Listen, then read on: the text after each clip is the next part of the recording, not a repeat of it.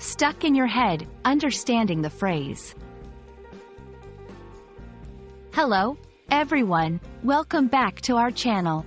Today, we're diving into an intriguing English phrase that you've probably experienced but might not know how to express in English: stuck in one's head. Have you ever had a song, a word, or a phrase that you just can't seem to shake off your mind?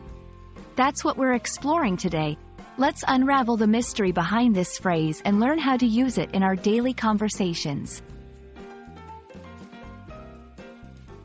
The phrase, stuck in one's head, refers to when something, often a piece of music, a phrase, or a thought, is constantly repeating in your mind, and you're unable to get rid of it. It's like having a mental loop that plays over and over again. This experience can be enjoyable or annoying, depending on what's stuck in your mood. Let's look at some common scenarios where you might use this phrase. Music. I have had the same song stuck in my head all day. I can't stop humming it. Worries or thoughts. I can't sleep because I have this worry stuck in my head about tomorrow's presentation. Phrases or words. After that English class, I had the phrase, better late than never, stuck in my head for weeks. These examples show how versatile this phrase can be, applicable to not just catchy tunes but also persistent thoughts or concerns. Now that we understand what it means and when to use it, let's practice forming sentences.